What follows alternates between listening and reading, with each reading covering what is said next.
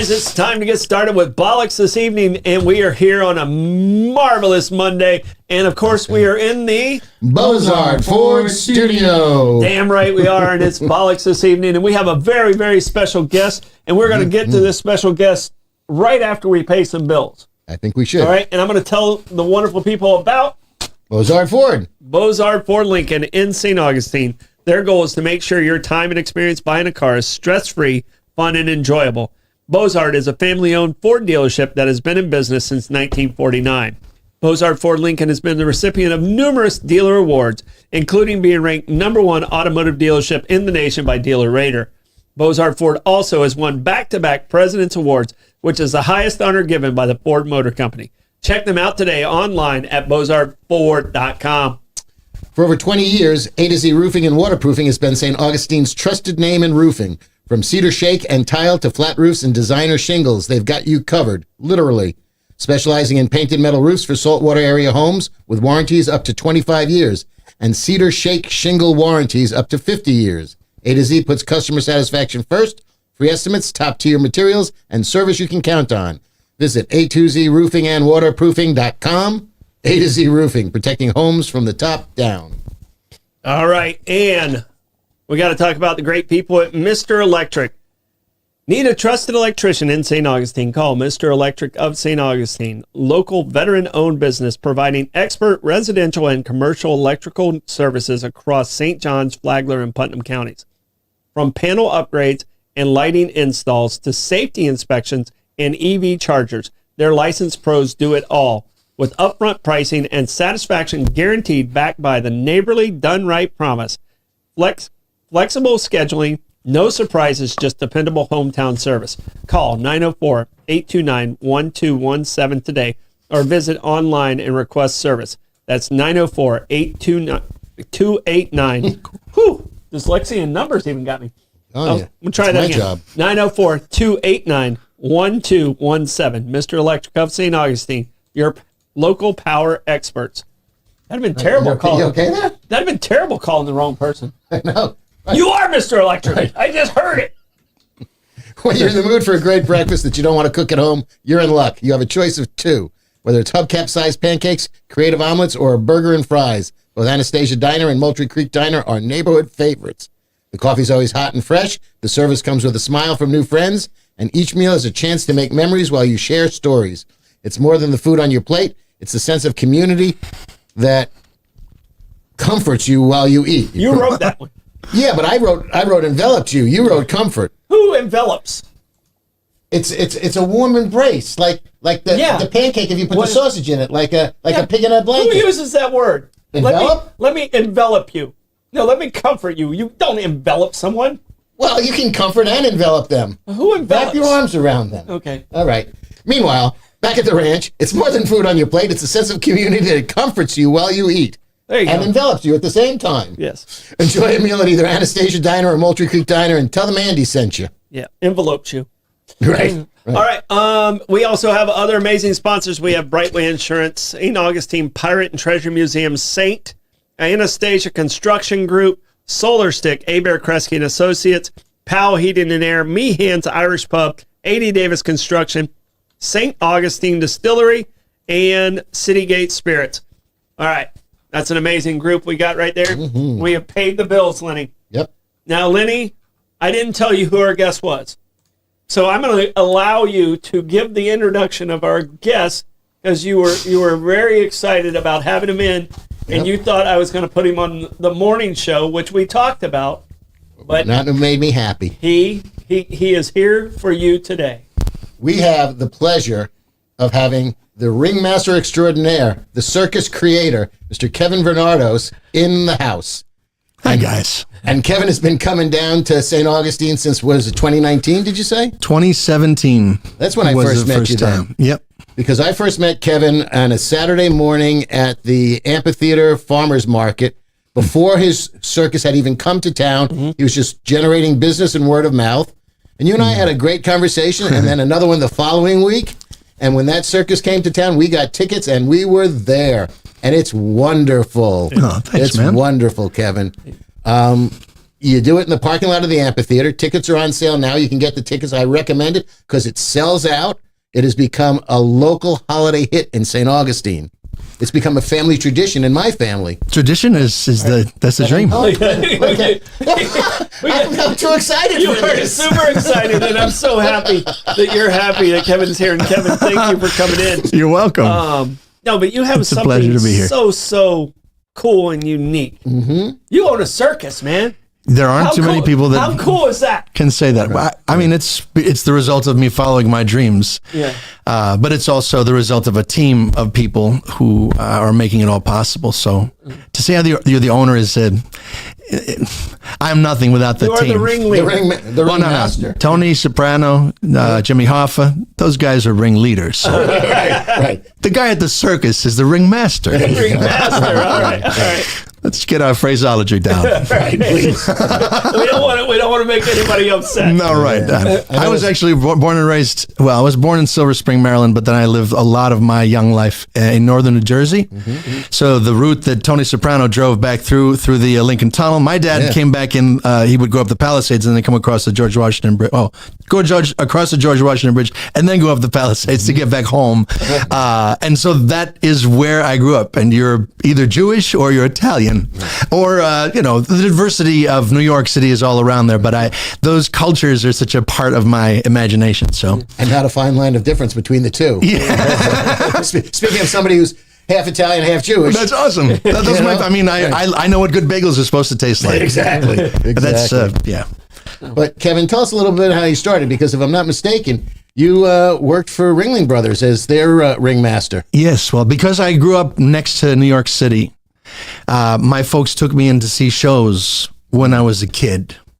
And those memories and experiences being in a theater and having music to tell a story is the thing that is definitely a big part of my imagination of what a dream could be when I was a kid growing up. The circus, I mean, I went to school for musical theater. All right, liberal arts kid. Okay. I have nothing to complain about. Really, it was difficult coming out of that world of college and then discovering, I have to do these things and make a life happen. Right. And so I had 3 jobs there in New York, and but I was 2 years out of college, and I got a job from an open call as the ringmaster of the Ringling Brothers and Barnum Bailey Circus.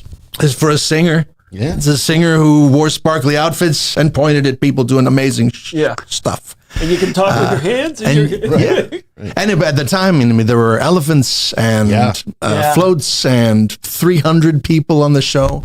And there's a giant train pulling everything. I lived on the train. That's wonderful. I lived all across the country. I lived on the Ringling Brothers Circus when 9/11 happened. I was standing outside of my train car in the ringmaster outfit that Tuesday morning. And I was waiting for a pickup to go to a school to do an event for kids to promote the show. Mm-hmm. And somebody had put their direct TV dish out on the side of the train and was picking up the story. And I found out that there wasn't going to be any PR that morning. Right. And I also then found myself in this really amazingly unique kind of other world, but in a time when, when we have an enemy that we can define as a country, we get very good at coming behind each other, and the flag fills with, sometimes pride and meaning. I think that that moment was one of those times when, the circus had the stars and the spangle, and it was something that was pure and at least sought to bring joy, and it was comforting, I think. So being up there and then also singing the national anthem at the start of every show in front of an arena filled with people. Imagine yourself being in Madison Square Garden in that moment and singing as a giant elephant walks around the track. Those are some core memories, and they're part of my DNA. And they are that energy, I'm sure, that reservoir, and seeing what's possible when people work together at that scale. I knew that I was going to have to convince some of my friends to believe in my dream with me. Yeah. And so just the size of that operation and living that experience gave me a frame that this idea that I have, it's not that crazy. Mm-hmm. It can be done if we actually put our heads together and make it happen. And have to let go of old thinking in many ways. Because my goal is to build community. I want to build bridges. I want to have people who think very differently enjoy the same experience together and find some inspiration even, but to relate in person in an analog way with other humans. There's something that's, I think, extremely important about that. It always has been somehow in my heart, but because of the times and the scrolling feed, the doom scrolling, you know. So growing up, you guys are still in a tent. And I remember the circus coming through town, and they would do like the parade in town, and then I was always out near the airport in DeLand is where the circus was at. I mean, what show was that? Clyde Beatty Cole Brothers, or what? It was Ringling? It was Cole Brothers. Cole Brothers, okay. It was Cole Brothers, and actually there was a Dobbs circus that wintered in DeLand. It was in DeLand, Florida. Wintered in DeLand. But it was always a big hype thing, and the tent was there.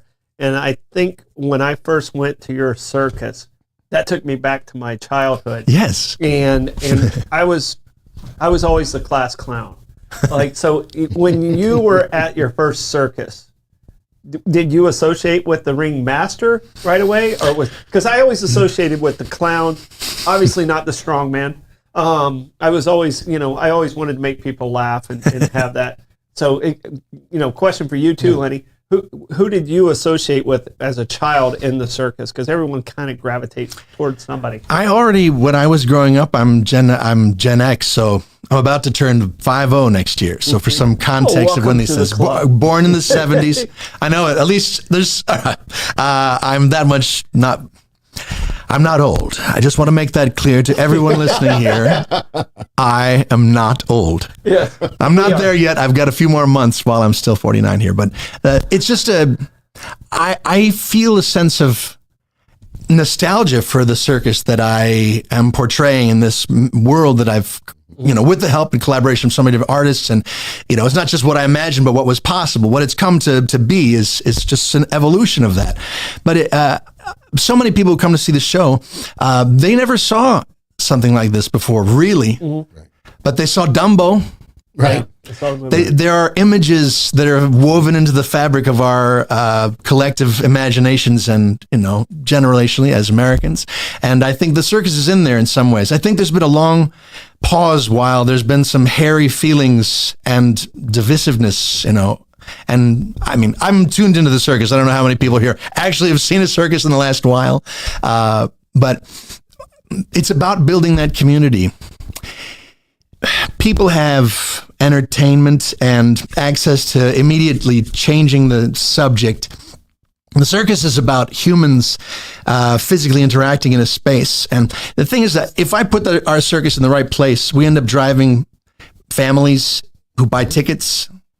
And those people end up spending money at other local businesses, and it ends up building community. The business owners have dreams. They want to do things in the community. If we can help them grow their customers, and if they're providing a great product or service, and we work together, there's a lot of strength in helping each other make their dreams come true. Does that make any sense to you guys? It completely makes sense. Completely makes sense. So the transition of you going, okay, I'm going to make this dream come true from where you were at, because I mean it still sounds like a really fun gig being the ringmaster at a big circus like that, and you can make it whatever you want it to be, and you're making your dreams come true, and now you've doubled down on it. You're really stepping up, like you went from 20 something to 45. That's what I heard. Venues. Yeah, this year, yes. Yeah, so I mean that's a lot of road time also, and so planning. At what point while you're standing in Madison Square Garden are you going, I'm going to do this all on my own and make it my own? Not at all. That was not the moment. That was already like a sort of zenith moment. It's like, wow, how can this get better? But life moves forward, and I'm only going to be useful to someone else as long as they see value in me if I'm an employee somewhere. Mm-hmm. And being at the circus, different people react, and not everyone is meant to live this endlessly crazy life entrepreneurially. And it's a wild ride. It's not like I'm kicking back and drinking margaritas every night right now. There's a lot of work. Work. It is endless and bottomless, but there's this amazing community of people that are out there on the road that are living this life and making this happen. And they're doing something that's, I think, an important work. And we are interacting with communities all across the country.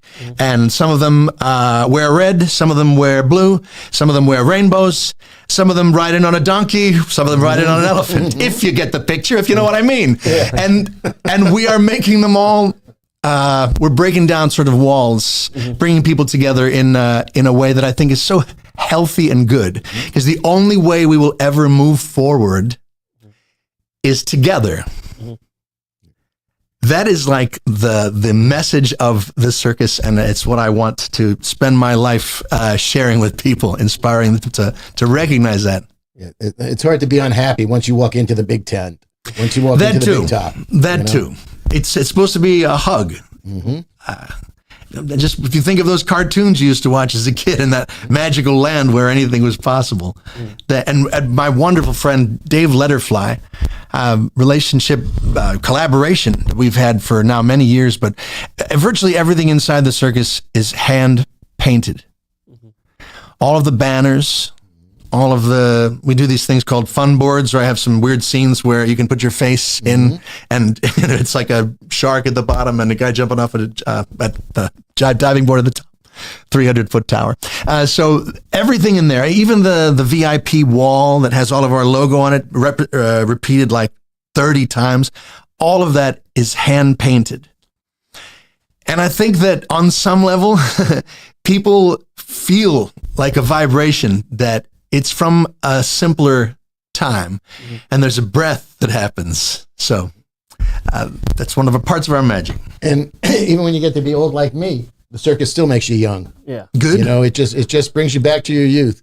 Because I was very fortunate to see Ringling Brothers Circus in Madison Square Garden almost every year they came to town. It's a big show. Yeah, yeah. And and back then you had the menagerie. You had anything you could do. You could get in early and go through the menagerie and see all the animals before they came into the big top. And we were fortunate too, because I had there was a gentleman who was the costumer for one of the two Ringling troupes, and he would get us in early every year because he had worked for my uncle when my uncle was a band leader, a gentleman by the name of Larry Roby. And he would take us backstage and show us around, and man, in Madison Square Garden. Yep. It's exciting. You're walking next to the elephants and all that. Absolutely. It's amazing. And the elephants too, and you said when the circus comes to town, first thing they would do in New York, they would take those elephants off and run them right down the main street. Yeah. Every place you go. That was one of my most incredible experiences in 2004, just riding the lead elephant out of the Midtown Tunnel. It was 2002. And that was quite a time. It was the first time that the circus was coming back into New York after 9/11. And so everywhere was orange alerts. And, they parked at the time, they parked the elephant cars down there in Long Island City.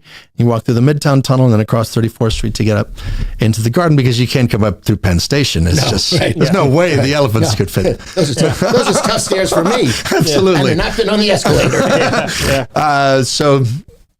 And I remember there being a wall of light bulbs, and NYPD, huge presence of NYPD in front and behind on either side of us.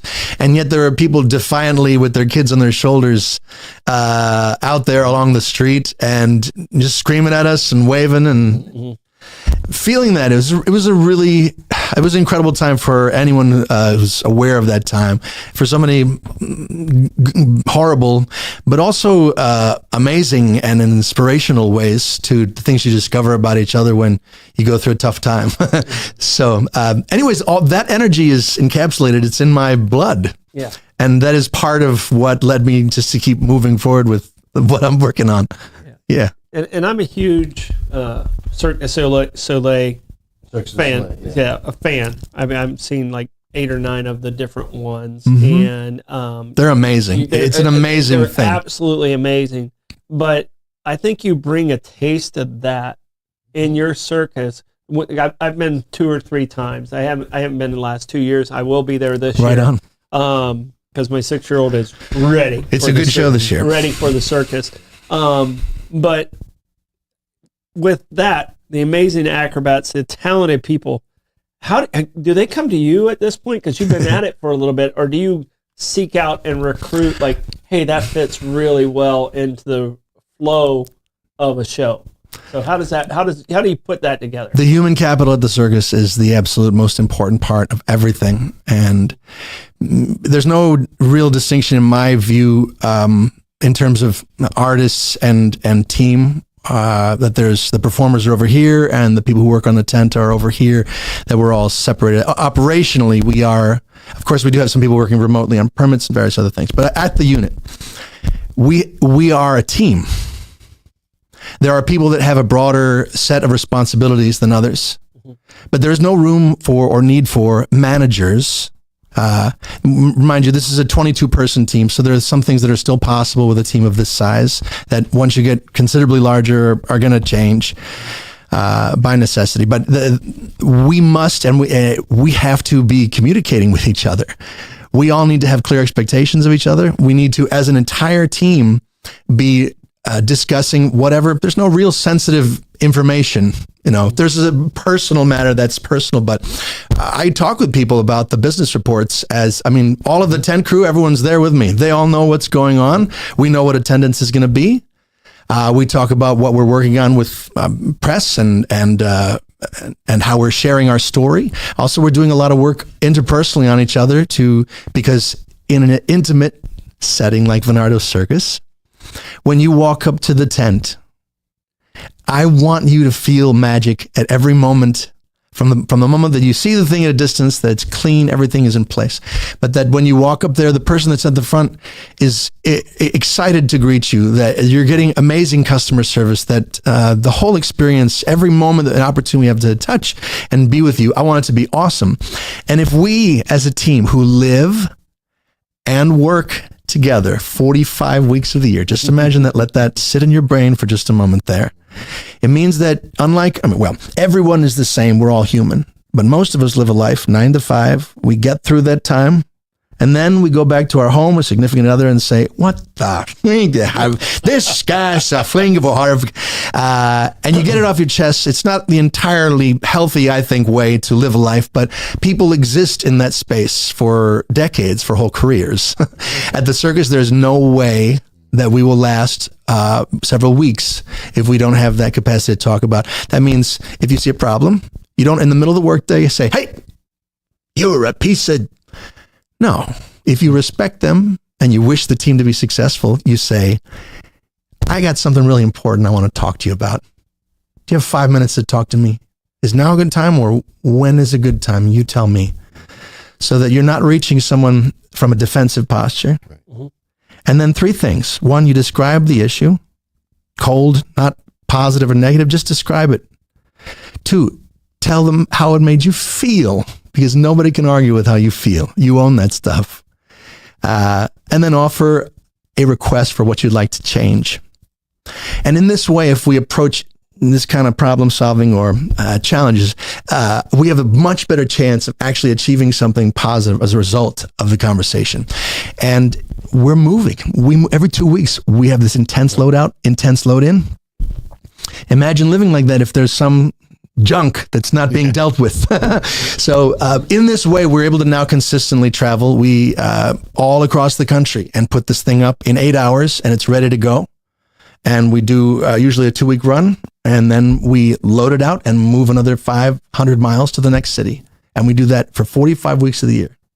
It's incredible because, and this is, there are certain karmas and rhythms that happen in our world.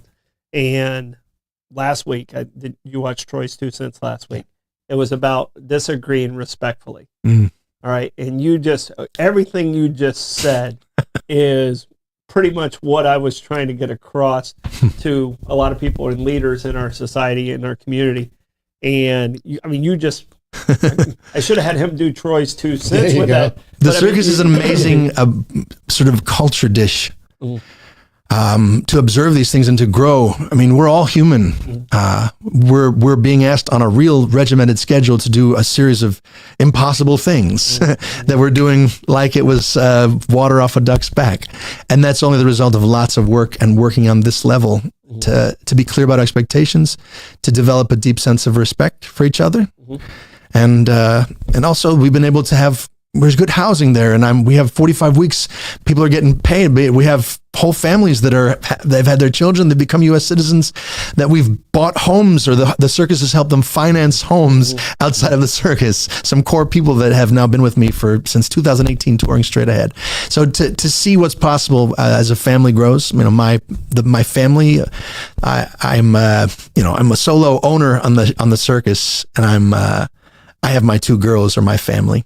I have 4 and 5-year-old girls, but the people in my life are my circus family. And I've spent so many years with them, and our lives are so intertwined, our dreams are so intertwined, that I really do feel that they're part of my family. And in fact, a couple of them are, because of their commitment, they have been vested a percentage ownership of the company. And that's another key thing, that if I really expect whoever is going to run these things when I'm not there to care about it as if it was their own, it has to be their own in some way. And your cast, Kevin, is multicultural and international. Definitely. You've got acts from all over the world, all over the entire globe. Yep. Which makes it so interesting. Definitely. And then add to that the difference culturally we have in the space. Right. And the talent that they bring. Yeah, but that makes the circus amazing. Yep. That makes the show so good. That makes us so amazing. All of the things that make us different. And if we could move more in a direction where we just keep going to the circus together, I suppose we'll be all right. That's it. Yeah, and with that team, and the multicultural, you've worked in restaurants with multicultural. I work with a multicultural company also. Listening to, because the way you grew up in Maryland, New Jersey, completely different. Hey, bada bing. Yeah, exactly. You know what I'm talking about? Completely different than someone from Belarus. Right on. And if you're not listening to each other, it's going to create that conflict. 100%. And I think you've created that culture, and it shows in the performances of the ones that I went to. So, who provided you with that skill set to come up with that? I mean, a lot of the things I learned was with my previous job, and I learned from children in Parks and Rec. I learned this is the reaction and reacting. Working with children, I think, made me a better dad. What made you a better leader and ringmaster? As you've gathered your inventory and as you gathered your experience. Failing. Yeah, that's a great teacher. Failing miserably, and somehow moving forward. Sometimes there's collateral damage when you fail. Relationships are difficult, and they can be echoing out over years. And I think that the great discovery, when I was a kid, as I look back, I remember believing that if I just ignore this homework, it will somehow get done. And I guess you can squeeze through some of your life thinking that somehow and making excuses for yourself. But the main thing is when you see that there's an issue, and the issue might be that this isn't a good fit, you have to speak up about it right away. The longer you let things fester, even if it's a small thing, there's those little things that grow and become cancerous. And ultimately, we disrespect ourselves, we disrespect others when we're not really clear about what we want. Because if it's what we want, then that's what we've got to get to. And so trying to behave in a way that is what you think others want you to gain their approval, to gain their empathy, their support. If they're not going to be with you, obviously you want to offer all of your comments and interactions in a respectful way. You don't talk badly about people. When we disagree, there's got to be some reasonable way to regard each other as humans. But that if we have a difference, that not that I'm like drawing lines, but if someone needs to know that this isn't going to work out, Right. we need to know. We need to talk about it right now. We need to establish what the thing needs to change. Need to write a plan, a very specific one. Write it down about what needs to change and a date by which we can agree that we need to implement those changes. And then, if we've gone to all of that and it doesn't happen, that person can't stay on the team anymore. If you allow people who once given a clear opportunity, and sometimes it's a second and third opportunity, you think that would be somehow a negative or create a cold environment where this kind of personal touch and care that I've been talking about could exist. It's exactly the opposite of what you would think. When you allow junk to float around, people feel disrespected. They don't treat the place with respect, and then the experience goes down. When there's a level of discipline in the place, and you can see people are held accountable again, according to our agreement, we make this agreement in advance, that they're held accountable to what they're promised. And we find a way as a team to work together to figure it out, always have a collaborative spirit. But if a person doesn't want to do it or can't do the things they promised, they can't stay. Do I sound dark and horrible in the world out there? I'm thinking about, because I care so much about the people. That's why running things in a clean, orderly way is like the ultimate demonstration of love and respect for them, and then ultimately for the audience. And you have such a small group that is in charge of doing so many different things. You know, having gone to it so many years that I've seen and enjoyed the circus, you realize that, you know, one person is not just an acrobat. Everybody has multiple roles in the circus. You know, even the roustabouts that are putting up and down the scaffolding and building the tent, they're on stage for half of the things too. And a couple of them are getting some really big hands, you know? They're amazing. It's an amazing crew. And we're, you know, obviously you're saying everyone arrives on the lot, let's say on a Monday. This is how the routine goes. We have a 5-person tent crew, and they do some prep work Monday night. They're driving stakes, and they're raising the towers up into the air for the tent, and they're arranging some large pieces of equipment, the tent top in place. But then it's 9 a.m. on Tuesday. Everybody, the artists, the tent crew, concessions, it's a group of about 22 people.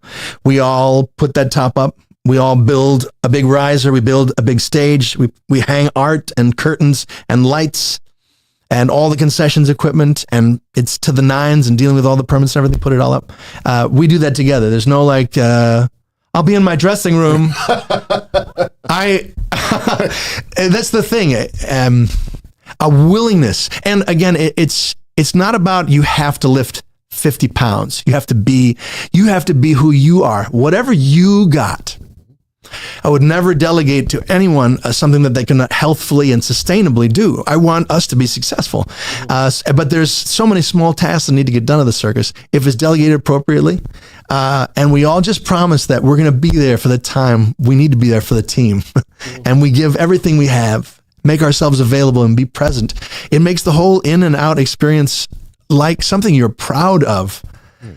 And it just raises the level of respect that you have for everyone else who works with you. You're not just there because, and someone's taking care of you. We're all looking out for each other. And this is the living part of that message, that if we just say it with our words, it doesn't do anything.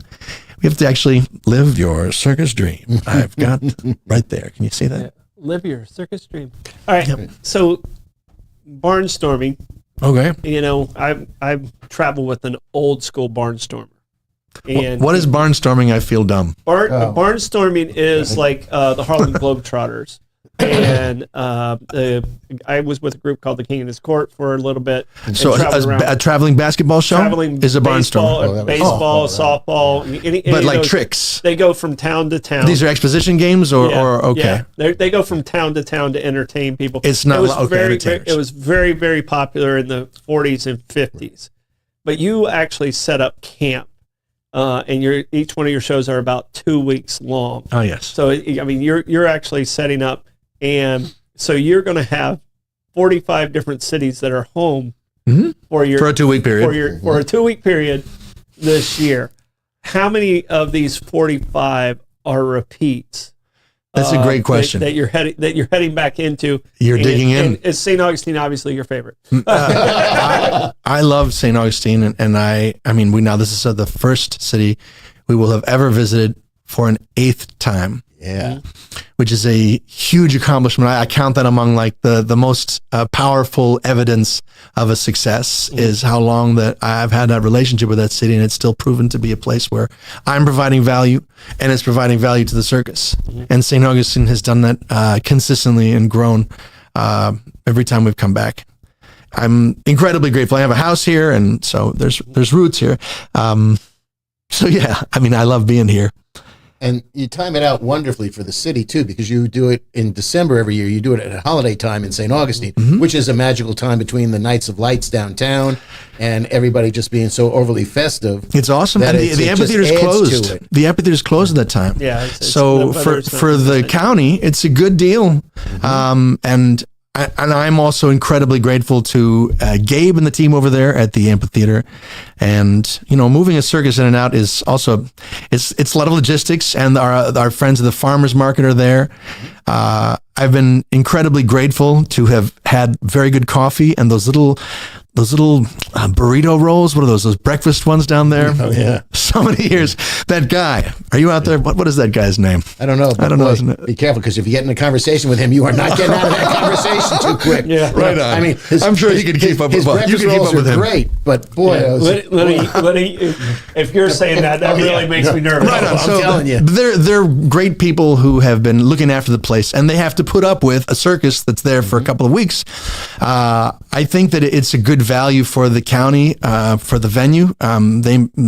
We have a relationship where they're getting something out of it, and then also, of course, we're benefiting from being at the amphitheater, which is an amazing venue, and has had so many wonderful artists visit that place.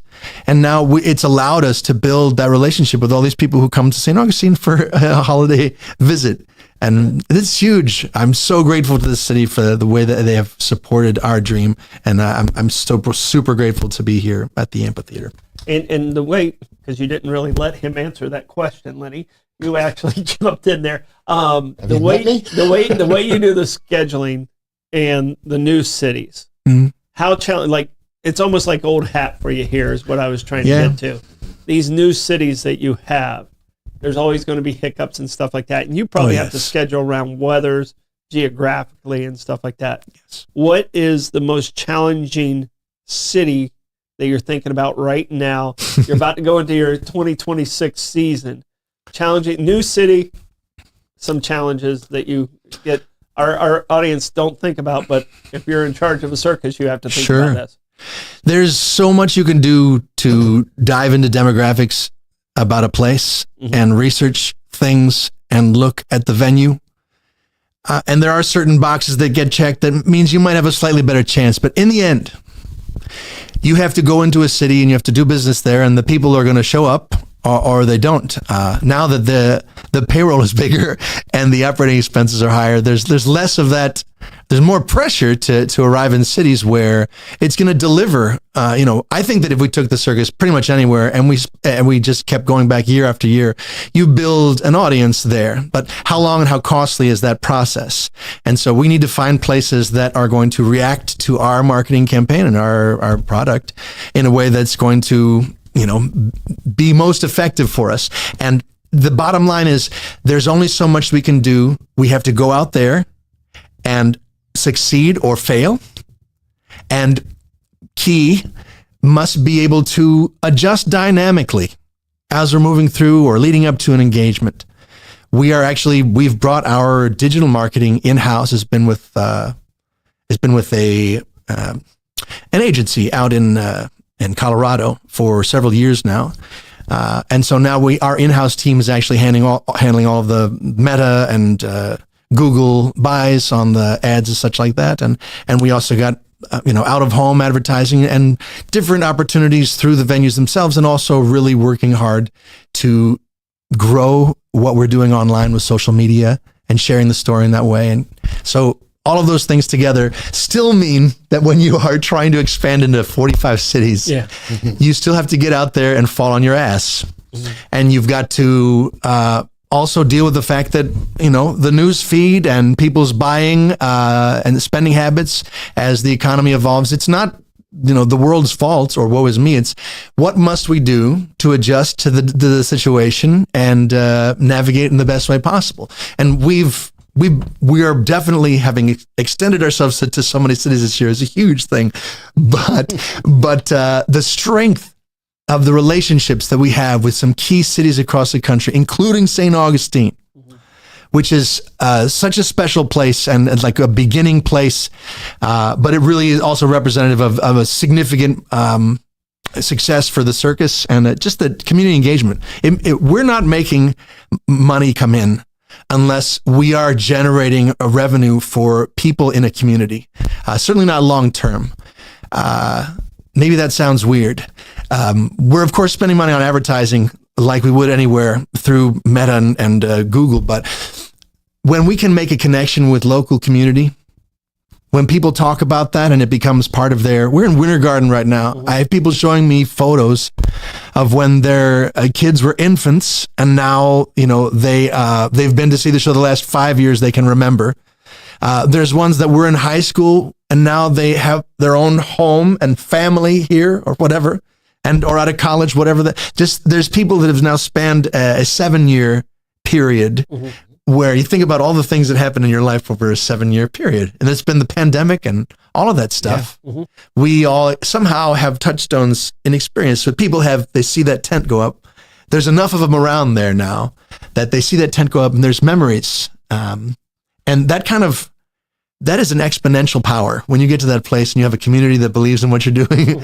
And that is what I aim to do, not just for the circus, but for these cities that we are serving.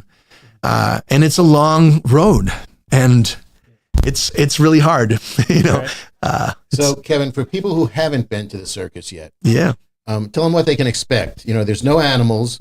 And I know that I've seen 4 of them in your tenure that you've been here, and the acts change year to year. I mean, there's a couple of holdovers, it seems. There are a couple of clowns that have held over, and a flea circus that I remember very well because the fleas were that was a great act. Yeah. So what can we look forward to this year? Oh my goodness. So and I want to get in there because you have Far Beyond, which is what we're going to have here in St. Augustine. And then it looks like out west you have Decade of Dreams. Yes, that was the production that was here last year. Okay, is out there in California this year. So it's so we've grown to 2 units. So there's now 2 completely distinct touring shows, and each of them now we extend from 22 to 45 cities. That means each of those shows is going to visit all of them. It'll just be over a 2-year cycle, and they'll just be sort of staggered. And in this way, we'll only be putting a brand new show together every year. But there's still also a lot of more flow with, artists might come and go.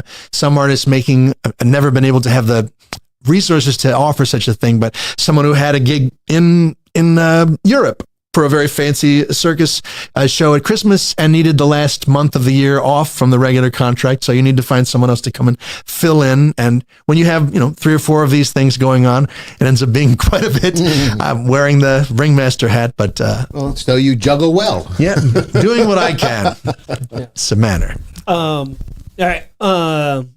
So you're a father. You say you have 2 children. All right. And I'm looking at this and I'm going, all right, you have 1 child. It's hard. You have 2 children. Oh, it's only going to be twice as hard, but it's almost like 5 times as hard. So now you have 2 going at once. It's not just twice as hard. It's almost 4 different. times as hard. It's very different. And this is key. We went from a team that had been built over 10 years and people with deep senses of mutual understanding and respect, years of context like that, and a great care for each other. And so it took a long time. Those core families ended up attracting friends and talented people that they knew, all sort of held together and working together with it's not like we're singing Kumbaya together every night, but there's enough of a core there to sort of police, and it really holds things together. You go through all kinds of difficult challenges when you are dealing with weather, when you're dealing with all the myriad things that change, and all of the movement And having a family with you is, that's part of the reason why that has been part of the circus since forever.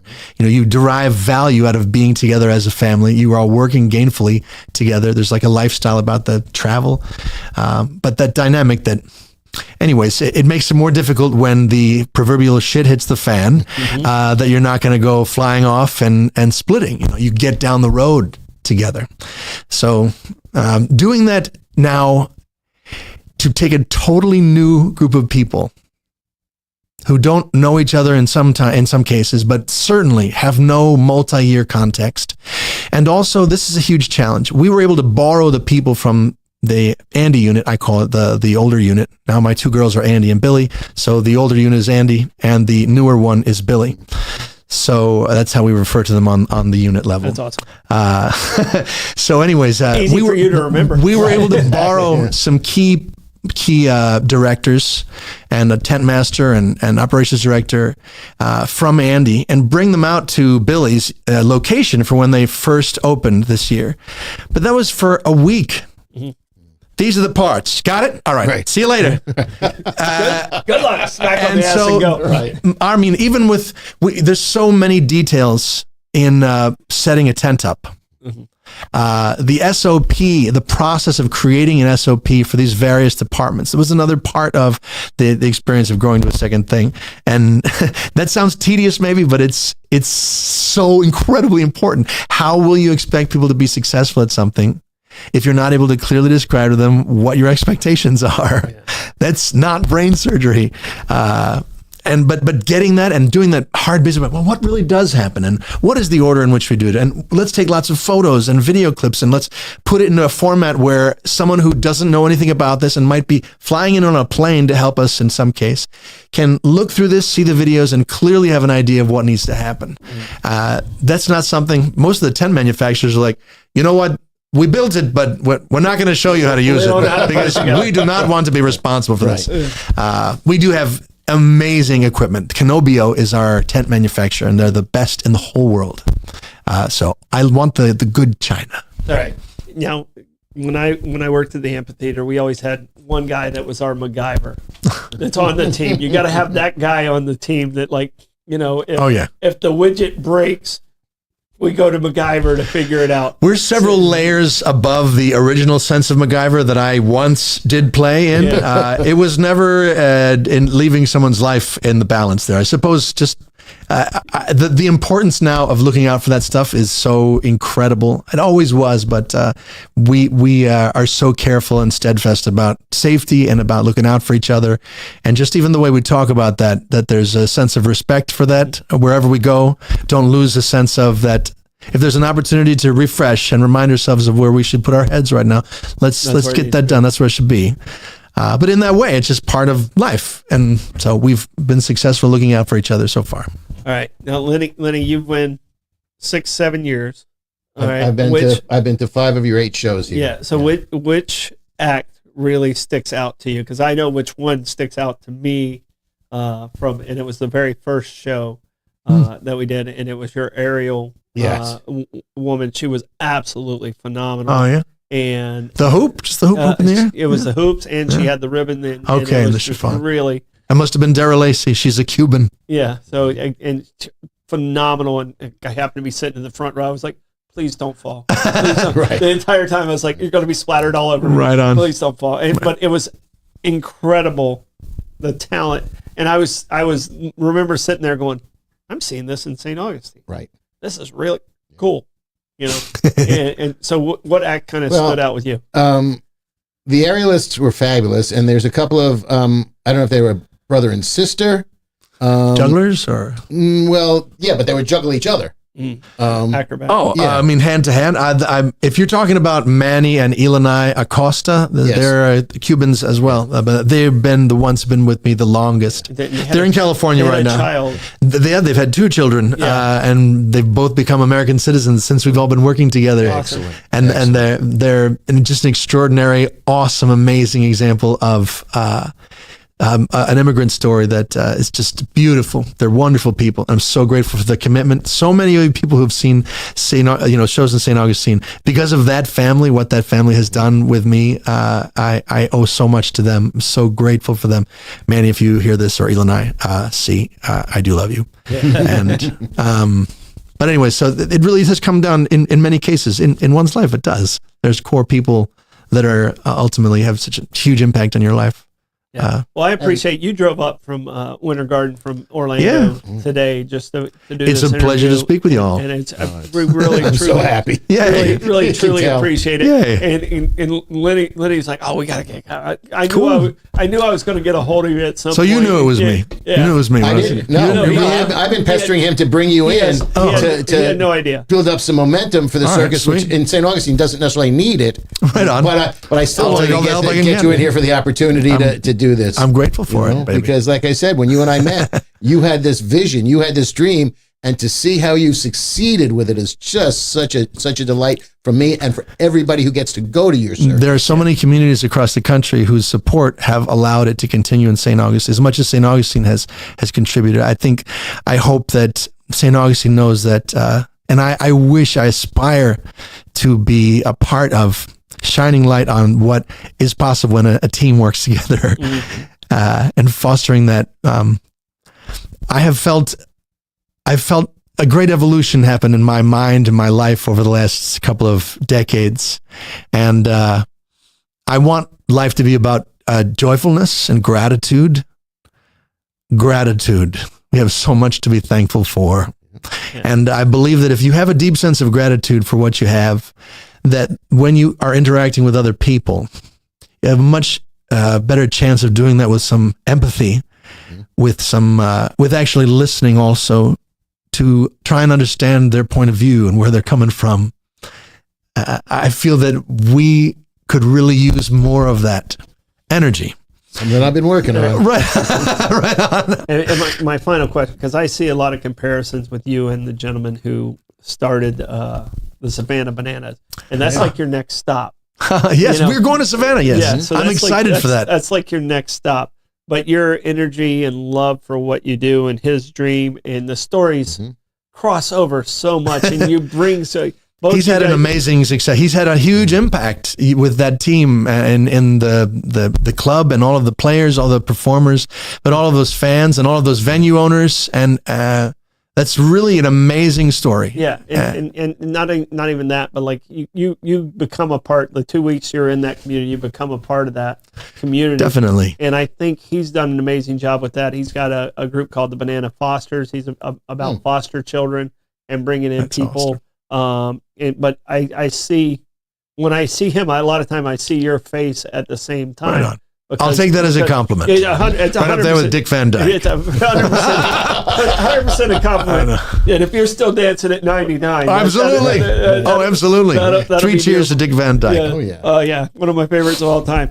But how many of these shows do you actually participate and sing? Because you were the shows I saw, you were singing at the beginning of every show and was there and engaged in it. Are you still that active in that side of it, the performance side? At the moment, I am in the show, and I will be in the show in St. Augustine. So I'm looking forward to looking people in the eye while I'm wearing a tailcoat and a top hat, and hopefully making you feel slightly uncomfortable for a moment. But then it would give way to laughter, peals of laughter. But you're tall. You can pull that off. Me and Lenny, the tailcoat would be dragging. It'd be dirty. It's a really special place. And being that the amphitheater is awesome, that the glow of Christmas time and just that moment when everything has sort of those, I don't know, it feels like cotton balls all around it. I don't know, maybe we're trying to block it out. It's been so wonderful to be there at that time every year for all these years. Yeah, you're definitely welcome back. When you're back in town, I won't make you drive again, and I appreciate. Dude, it's not a big deal. My house is right around the corner here, so I love being here. Yeah, that's wonderful. But no, really, really do appreciate. Lenny, do you have a final question? I'm just going to encourage everybody to get tickets and see the show, because it's a night that you will enjoy. Bring the grandparents, bring the kids, bring everybody. Yeah. It's a great family event. And you're gonna meet and see some very, very talented people. Yes, I mean, of course, it's my job to say that. If you have tickets, I recommend you come out during that hour before the show because there's really cool stuff that goes on inside the tent, and you can get to pick your seat, whatever the section is you picked, and so you get the better choice of seats. They're going to be, I mean, God willing, it should be packed. Yeah. I have a feeling things are going along well, so I see numbers that are looking really good. It's really going to be a good Christmas time. And where can people get their tickets? LiveYourCircusDream.com. Okay. You could go to VenardosCircus.com, but many of you seem to have trouble spelling that. They throw an extra R in. They do. They make it Vernardos or Venardos. And I caught myself doing that. Vernardos. So I was like, no. It's all right. The whole circus is actually just an elaborate ruse to put my name up in large letters so people can spell it. Yes. That's a joke. And Blake, if you could put that in the comments so people can find it and help themselves get tickets for this wonderful event, that'd be really appreciated. And it starts December 18th and it runs through January 4th. Yes. So there are 3 sort of weekends, and through all that, all kinds of shows during the Christmas week and New Year's. There's multi times during the week. So I'm looking forward to being a part of entertaining a lot of tourists that are going to come down here to St. Augustine, have a wonderful time and eat at the restaurants and visit the places and do the things, because it's such a beautiful place to be at Christmas time. So me and my 6-year-old will be there. Beautiful. And she will probably I'll have to buy Ariel ribbons and rings and stuff after she does. I have a complimentary cotton candy for her. Everyone who is a host of a podcast called 904 Now, they get free cotton candy. So it's good for both of you guys. Yeah. We both can crush some cotton candy. On. Sweet. Yeah. We make it fresh, baby. Yeah. No, this has become, as I said, a family tradition. This is one of the gifts my sister-in-law gives to my wife and I and her 2 children. That's lovely. And we've been going together as a family, as I said, for 5 years. That's awesome. Kevin, anything we need to get out in the before the next 2 weeks comes up, shoot me a text and we'll definitely, brother. I appreciate it. We'll pump it out for you. Thank you so much. I appreciate y'all. All right. Blake, do you have any questions for our magical guest? I believe it was a magical interview, so it's a fantastic job. Thank you, brother. And there was a question, Kevin, can people buy tickets at the gate? They can. Should I just record these? We're rolling? Fine. You can buy them at the gate. They open 1 hour before each showtime. And if there are available tickets for that performance, you can purchase them there before the show, during the hour before the show. But any of the advanced tickets, you're going to have to do online. If you're in a horrible way and you can't do it, we'll, of course, come up to the tent and we will take care of you. I will take you back to my trailer and we will figure it out online. There are some people that still want to come with a $100 bill or something like that. Well, the cash is all right, but actually we've gone cashless. This is more information than you give a hoot about, but I'm just on a roll. But you've also, I mean, a lot of the shows sell out. Yes, so that's the thing. So I really recommend, I don't want any screaming sad children. Or adults. Or adults. Come on. So just go online. It's liveyourscircusdream.com. And if you have any issues, you can go on Facebook and send us a direct message. And Miss Cynthia is going to, like a duck on a June bug, like white on rice, she's going to be on your message and wanting to tend to whatever questions that you have. Yeah. Shout out to Cynthia out there in California, looking out for our admin. Yeah, and I'm on the Venardos Circus.com. Go read, if you don't have to listen to us. Go read some of these testimonials, and they're beautiful and strong. Thanks. So there's almost 7,000 of them, and we currently, I know that someone could probably put a turd in the punch bowl, but we currently have a 100% approval rating. And so when you have 7,000 reviews that have been positive, or pardon me, 7,000 reviews of which 100% are positive, that means there's a margin of less than 1% there. So there might be 10 or something like that. But just in the general galaxy of providing something that universally gives people an excellent experience, that's something I'm pretty proud of. That's he said, tooting his horn. No, well, that's what you're here for. Yes. You're here to toot your horn. He's a horn tooter. The ringmaster's supposed to do that. Right. Ringmaster's supposed to do that. And nah. All right. Well, I appreciate you guys. If you would, please support our sponsors out there. Get on VenardosCircus.com before they get here. Check them out. Get your tickets early. I suggest the VIP seating because it is amazing to be sitting. If you want to be right up there. close, the Right on VIP is top of it. great. The premium is also, that's my favorite, honestly. It's sort of front and center, and it's this gallery that's right in front of, so you get a sort of wider view. But if you want to be up close to the VIPs. But anyways, that's... Now I have to ask my sister-in-law which level she bought. All right, well, you could save $10 with each one. Right. I know. No. All right, Benny, this is the part where we wave to our audience. Bye. Thank you, guys. Bye-bye. Bye.